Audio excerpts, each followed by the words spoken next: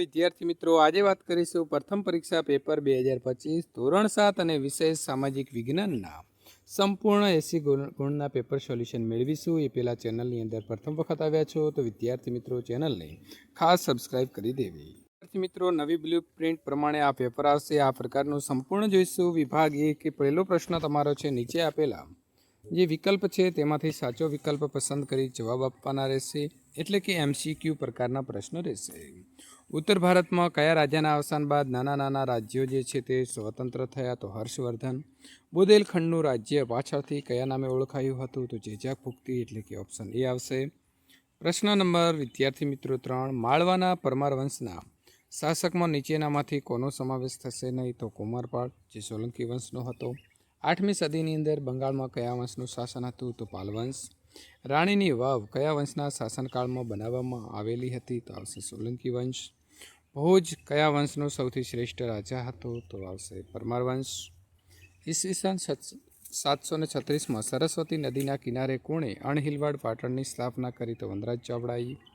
કયા વંશના શાસનકાળને ગુજરાતના રાજપૂત શાસનનો સુવર્ણયુગ કહેવામાં આવે છે? તો સોલંકી. કઈ વાવને યુનેસ્કો વર્લ્ડ હેરિટેજ સાઇટનો દરજ્જો મળેલો છે? તો રાણીની વાવ અથવા તો રાણકી વાવ. પ્રશ્ન નંબર 8, ગુજરાતની અંદર મલાવ તળાવ ક્યાં આવેલું છે? તો ધોળકામાં.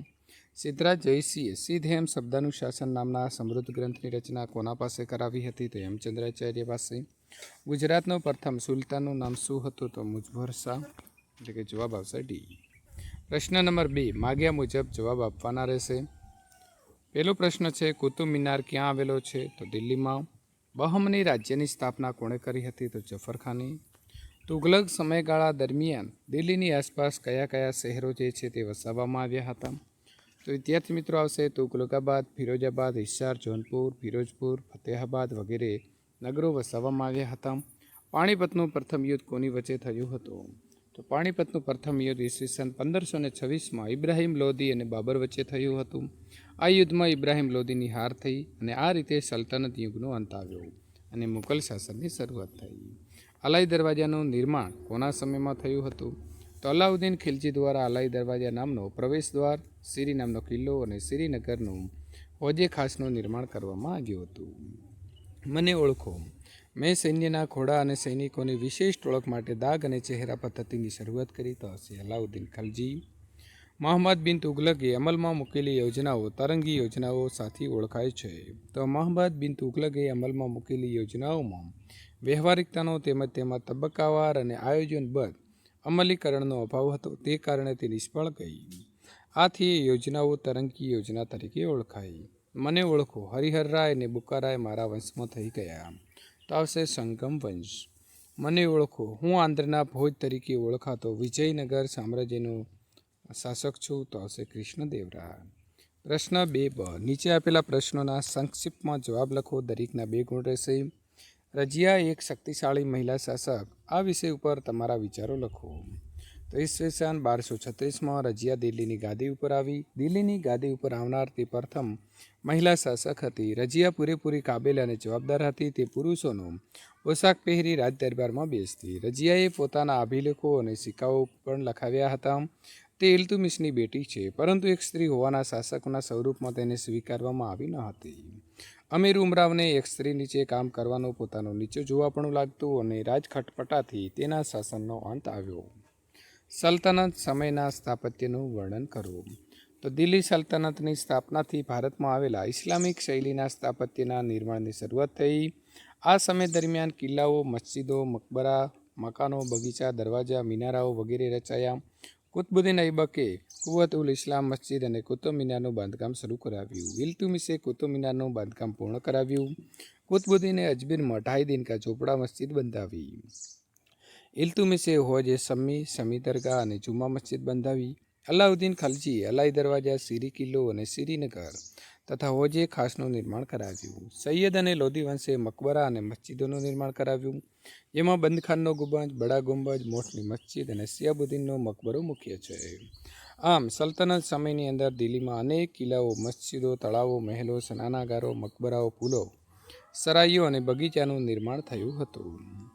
કારણ આપો. કૃષ્ણદેવરાય આંધ્રનું ભોજ તરીકે ઓળખ પામ્યા. તો કૃષ્ણદેવરાય વિદ્વાન હતા. તેમણે સંસ્કૃત અને તેલુગુમાં કેટલાક ગ્રંથો લખ્યા હતા. તેમણે સાહિત્ય અને કલાને ઉત્તેજન આપ્યું હતું. આમ રાજા ભોજની જેમ તેણે કરેલા કાર્યથી તે આંધ્રના ભોજ તરીકે ઓળખ પામ્યો. ત્યાર પછી પ્રશ્ન નંબર 3, નીચેના જે વિધાનો છે તેને તમારે ખાલી જગ્યા પૂરવાની છે. શેરશાહ સૂરીએ તો ગ્રાન્ડ ટ્રંક રોડનું નિર્માણ કરાવ્યું.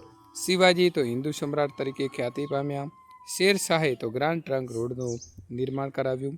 પાણીપતના બીજા યુદ્ધમાં અકબરે હેમુને હરાવ્યો હતો. છત્રપતિ શિવાજી મરાઠા સામ્રાજ્યના સ્થાપક હતા. ખરા ખોટાની વાત કરીશું તો ઉપરકોટનું મૂળ નામ ઇલ્વદુર્ગ હતું, તો ખોટું છે. દુનિયામાં એક જ જગ્યાએ પહાડ ઉપર સૌથી વધારે મંદિર હોય તેવું સ્થળ એટલે તો પાવાપુરી, ખરું છે. ગુજરાતમાં કચ્છ અને કાઠિયાવાડમાં પાળિયાઓની પરંપરા આજે પણ જીવંત છે, તો ખોટું. કવિ જયદેવે ગીત ગોવિંદમ નામના ગ્રંથની રચના કરી હતી, તો આવશે ખરું. મુઘલ કાળ ભારતીય ચિત્રકલાનો સુવર્ણયુગ હતો, તો આવશે ખરું. હરિપાલ દેવે સંગીત સુધાકર નામનો ગ્રંથ લખ્યો હતો, તો ખરું. પ્રશ્ન નંબર 5, નીચેના શબ્દો જે છે તેનો તમારે વ્યાખ્યા આપવાની છે, એટલે કે સમજૂતી. અગ્નિકૃત ખડક એટલે શું?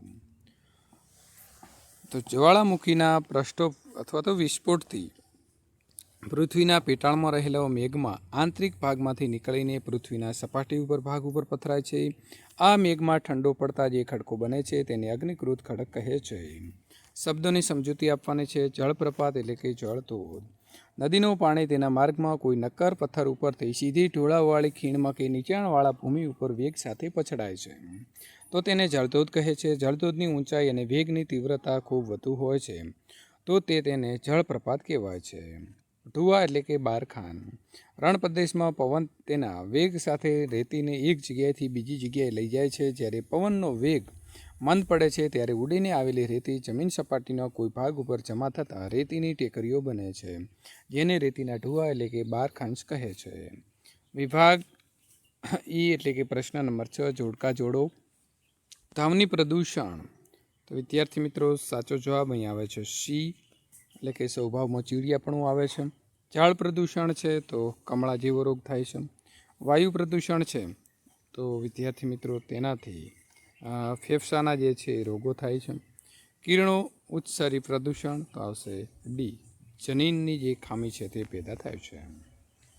ત્યાર પછી પ્લાસ્ટિક છે તો પ્લાસ્ટિક ભૂમિ પ્રદૂષણ કરશે, એટલે કે સી.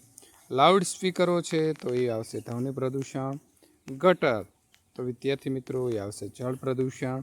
અને પેટ્રોલ ડીઝલ તો એ આવશે વાયુ પ્રદૂષણ. તો આવી રીતે આપણે જોડીશું.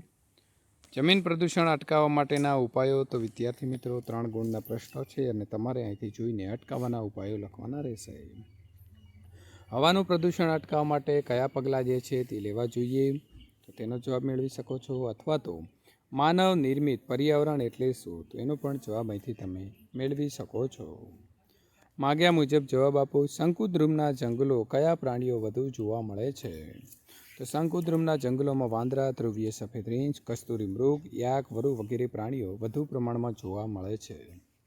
રણ પ્રદેશના લોકો સતત ઉડતી રેતીથી બચવા કેવો પોશાક પહેરે છે, તો રણ પ્રદેશના જે લોકો છે તે સતત ઉડતી રેતીથી બચવા માટે માથે રૂમાલ કે પાઘડી બાંધે છે અને શરીરે ખુલતા વસ્ત્રો પહેરે છે. નૈઋત્યના પવનો કોને કહેવાય, તો ઉનાળામાં મોસમી પવનોને નૈઋત્ય દિશામાંથી વાતા હોવાથી નૈઋત્યના પવનો કહેવામાં આવે છે. ક્ષોભ સીમા કોને કહેવાય છે, તો ક્ષોભ આવરણમાં જે ઊંચાઈએ પહોંચતા તાપમાન ઘટતું અટકી જાય છે તે સીમાને ક્ષોભ સીમા કહે છે. આબોહવા એટલે શું, તો આબોહવા એટલે કોઈપણ પ્રદેશની 35 કે તેથી વધુ વર્ષની સરેરાશ હવાની પરિસ્થિતિ. ઉનાળાના મોસમી પવનોને નૈઋત્યના મોસમી પવનો કહે છે. તો ઉનાળામાં મિત્રો જે નૈઋત્ય દિશા તરફથી આવતો પવન છે તો એને આપણે નૈઋત્ય પવન કહીશું. ઉષ્ણ કટિબંધીય બારેમાસ લીલા જંગલો. બારેમાસ લીલા શા માટે રહે છે, તો જંગલોના વૃક્ષના પાંદડા ક્યારેય એકસાથે ખરતા નથી, તેથી અહીંના વૃક્ષો બારેમાસ લીલા રહે છે. શંકુદ્રુમ જંગલોની અંદર કયા કયા વૃક્ષો થાય છે, તો શંકુદ્રુમ જંગલોની અંદર ચીડ, દેવદાર, ફર, પ્રુસ વગેરે વૃક્ષો થાય છે. ખાલી જગ્યા પૂરવાની છે. વિશ્વમાં સૌથી મોટી લોકશાહી ધરાવતો દેશ તો ભારત. દેશનું સંચાલન કરવા માટે માર્ગદર્શિકા તો બંધારણ. ભારતનું બંધારણ તો વિશ્વનું લેખિત બંધારણ છે. લોકોનું, લોકો વડે અને લોકો માટે ચાલતું શાસનતંત્ર એટલે લોકશાહી. ભારતમાં તો વિદ્યાર્થી મિત્રો અહીં આવશે 14 વર્ષથી ઉંમર સુધી મફત, ફરજિયાત અને સાર્વત્રિક શિક્ષણ મેળવવાનો અધિકાર છે. નીચેના પ્રશ્નોના મુદ્દાસર જવાબ લખો. સમાનતા એટલે શું? તે શા માટે જરૂરી છે? તો સમાનતા એટલે સૌ સમાન, સૌને સન્માન. એ આશરે સાથે સરકાર બંધારણ મુજબ કાર્યરત છે. સૌને સમાન અધિકાર એટલે કાયદા સમક્ષ સમાનતા અને કાયદાનું સમાન રક્ષણ. વિશ્વમાં સૌથી મોટી લોકશાહી ધરાવતા આપણા દેશના સંચાલન માટે બંધારણની રચના કરવામાં આવી છે. આપણા દેશમાં આર્થિક, સામાજિક અને ધાર્મિક ભિન્નતા હોવા છતાં સૌને સમાન તક મળી રહે તે માટે આપણું બંધારણ તૈયાર કરનાર સૌએ ધ્યાન રાખ્યું છે. ભારતની બંધારણની સૌને સમાન તક આપવામાં ઠરાવવામાં આવ્યું છે.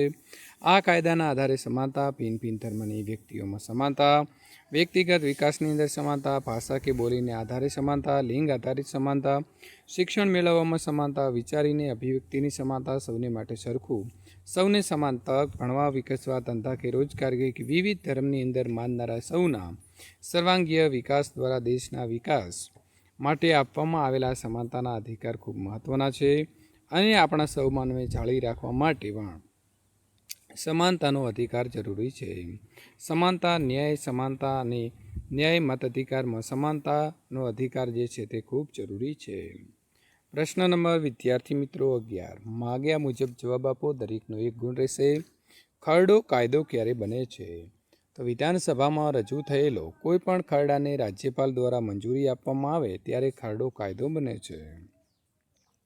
વિધાનસભામાં નાણાકીય તેમજ સામાન્ય ખરડાઓ રજૂ કરવામાં આવે છે. આ ખરડાને વિવિધ તબક્કાઓમાંથી પસાર કરીને રાજ્ય પાસે મંજૂરી માટે મોકલવામાં આવે છે. ખરડાને રાજ્યપાલની મંજૂરી મળતા તે કાયદો બને છે. રાજ્ય સરકારના અંગો જણાવો. તો રાજ્ય સરકારના 3 અંગો છે. એક ધારાસભા, બીજો કારોબારી અને ત્રીજું ન્યાયતંત્ર. રાજ્ય કક્ષાએ રાજ્યનો વહીવટ કરતી સરકારને રાજ્ય સરકાર કહેવામાં આવે છે. મુખ્યમંત્રીની નિમણૂક કોણ કરે છે? તો રાજ્યના રાજ્યપાલ મુખ્યમંત્રીની નિમણૂક કરે છે. રાજ્યપાલ વિધાનસભામાં બહુમત ધરાવતા પક્ષના નેતાની મુખ્યમંત્રી તરીકેની નિમણૂક કરે છે. રાજ્યપાલના મોટાભાગની સત્તાઓ મુખ્યમંત્રી અને મુખ્યમંત્રી મંડળ ભોગવે છે. વિધાનસભાની અંદર કોના માધ્યમથી પ્રશ્નો પૂછાય છે? તો ધારાસભ્ય દ્વારા વિધાનસભાના અધ્યક્ષના માધ્યમથી પ્રશ્નો પૂછવામાં આવે છે. વિધાનસભાની અંદર ધારાસભ્યો અધ્યક્ષ દ્વારા મુખ્યમંત્રીને કોઈપણ પ્રશ્ન પૂછી શકે છે અને પોતાના વિસ્તારની અને જનતાની સમસ્યા રજૂ કરી શકે છે. રાજ્યમાં રાષ્ટ્રપતિ શાસન હોય ત્યારે રાજ્યનો વહીવટ કોણ સંભાળે છે? તો રાજ્યમાં જ્યારે રાષ્ટ્રપતિ શાસન લાગુ હોય ત્યારે રાજ્યનો વહીવટ રાજ્યપાલ સંભાળે છે. વિધાનસભા એ કાયમી ગૃહ નથી, માટે કેટલીક વાર અસામાન્ય પરિસ્થિતિઓની અંદર રાજ્યમાં રાષ્ટ્રપતિ શાસન લાગુ કરવાની ફરજ પડે છે અને આ દરમિયાન રાજ્યનો વહીવટ છે તે રાજ્યપાલ કરે છે. 3 ગુણનો પ્રશ્ન છે. રાજ્યની કારોબારીની રચના કઈ રીતે થાય છે? તો વિદ્યાર્થી મિત્રો તમારે અહીંથી જોઈ અને જવાબ લખવાનો રહેશે. નાગરિકોના સ્વાસ્થ્ય માટે રાજ્ય સરકાર કયા કયા પ્રકારના કાર્ય કરે છે? તો એ આપણે અહીં 7 પ્રકારના કાર્ય આપ્યા છે તે તમારે લખવાના રહેશે. પ્રશ્ન નંબર 24. રાજ્ય સરકારના કાર્યો. તો રાજ્ય સરકારની કાર્યની વાત કરીએ તો લોકશાહીમાં રાજ્ય સરકારનું મુખ્ય કાર્ય લોકોનું કલ્યાણ કરવાનું છે. રાજ્ય સરકાર રાજ્યમાં નાગરિકોની પાયાની જરૂરિયાતો જેવી કે વીજળી, પાકા રસ્તા, પીવાનું શુદ્ધ પાણી, સ્વાસ્થ્ય પૂરું પાડવાનું કાર્ય કરે છે. રાજ્ય સરકાર સસ્તા અનાજની દુકાનો મારફતે ખાદ્ય સામગ્રીનું વિતરણ જે છે તે વિતરણ કરે છે. આ ઉપરાંત રાજ્ય સરકાર ન્યાયની વ્યવસ્થા, વાહન વ્યવહાર, શિક્ષણ વ્યવસ્થા અને આરોગ્યની સુવિધાઓ પણ પૂરી પાડે છે. રાજ્ય સરકાર રાજ્યની અંદર કાયદો, શાંતિ અને વ્યવસ્થા જળવાઈ રહે તે માટે અગત્યની ભૂમિકા ભજવે છે. વિધાનસભાના સભ્ય બનવા માટેની લાયકાત. તો વિધાનસભાના સભ્ય બનવા માટે યોગ્ય લાયકાત હોવી જરૂરી છે. જેમ કે તે ભારતનો નાગરિક હોવો જોઈએ, તેની ઉંમર 25 વર્ષ કે તેથી વધુ હોવી જોઈએ, તે કોઈપણ સરકારી સંસ્થામાં હોદ્દો ધરાવતો ન હોવો જોઈએ, તે કોઈપણ ગુનામાં સંકળાયેલો ન હોવો જોઈએ. આ પ્રકારના ગુણો ધરાવનાર કોઈપણ નાગરિક ધારાસભ્ય બની શકે છે. વિદ્યાર્થી મિત્રો, આ પ્રકારના સોલ્યુશન મેળવવા માટે ચેનલને ખાસ સબસ્ક્રાઈબ કરી તમારા મિત્રો સુધી આ વિડીયોને શેર કરવાનું ભૂલશો નહીં.